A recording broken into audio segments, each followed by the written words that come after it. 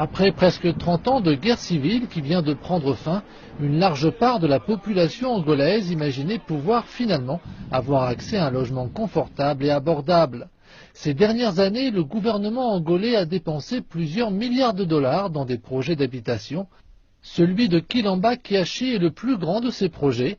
En 2013, Jordan et son épouse déménageaient dans cette maison de 150 mètres carrés située à Kilamba. Il affirme qu'ils sont satisfaits de leur nouveau logement et de leur nouvelle vie.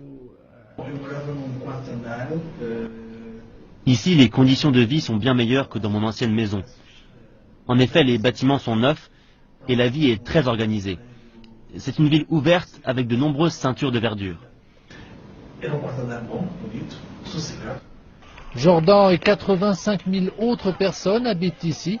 Depuis octobre 2012, la zone autrefois rurale est devenue une ville satellite animée qui s'étend sur 8,8 km² et qui compte 20 000 foyers. Le gouvernement angolais a également nommé Joaquim Israel Marquez au poste de maire de Kilamba, le premier de l'histoire de la ville. Ce dernier explique que 95% des logements ont trouvé preneur. La ville possède aujourd'hui la plupart des infrastructures nécessaires. Il y a 24 garderies, 17 écoles publiques, dont 9 écoles primaires et 8 collèges. Nous avons une usine de traitement des eaux usées. On compte 2 sous-stations électriques, des routes, des télécommunications, des paysages. Toute l'infrastructure a été faite pour ce projet.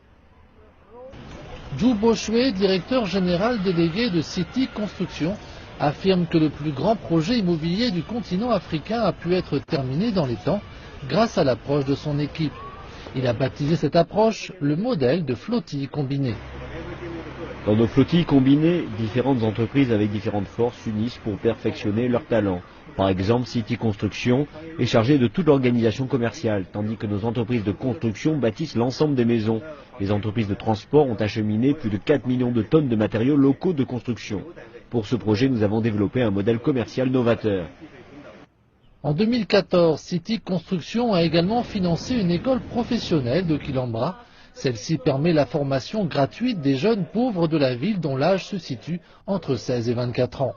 La plupart des étudiants de cette école sont spécialisés dans l'électricité et le génie mécanique, des compétences cherchées en période d'après-guerre. En mai dernier, pour la première fois, l'école a admis 16 étudiantes angolaises en gestion hôtelière. Cet établissement, qui est également soutenu par les gouvernements angolais et chinois, a été inauguré le 8 mai 2014 par le vice-président angolais Manuel Domingos Vicente et le premier ministre chinois Li Keqiang. Dans l'avenir, l'école professionnelle City BN sera gérée par du personnel local. La localisation est importante, elle offre une bonne plateforme pour leur éducation. Entraînée par son succès à Kilamba, l'entreprise travaille maintenant avec d'autres villes angolaises pour construire des projets d'habitation similaires. Elle tente également de reproduire son expérience dans plus de pays africains comme le Kenya, le Rwanda ou le Nigeria. Les entreprises chinoises ont joué un rôle clé dans la reconstruction d'après-guerre en Angola. Dans le cadre de la coopération sino-angolaise, de nombreuses entreprises chinoises ont activement participé au processus de reconstruction. En planifiant mais aussi en finançant et grâce aux opérations de post-construction, City Construction a bâti une ville entière tout en créant une chaîne industrielle opérationnelle ainsi qu'une main-d'œuvre qualifiée pour un développement futur. Le président angolais Dos Santos a salué ce projet de ville satellite, le qualifiant de modèle pour la reconstruction d'après-guerre en Angola. Ce projet représente la haute qualité et les critères des entreprises chinoises. Les deux parties estiment que l'expérience précédente contribuera à approfondir la coopération bilatérale dans d'autres domaines comme l'agriculture, la production industrielle et d'autres secteurs dans les années qui viennent.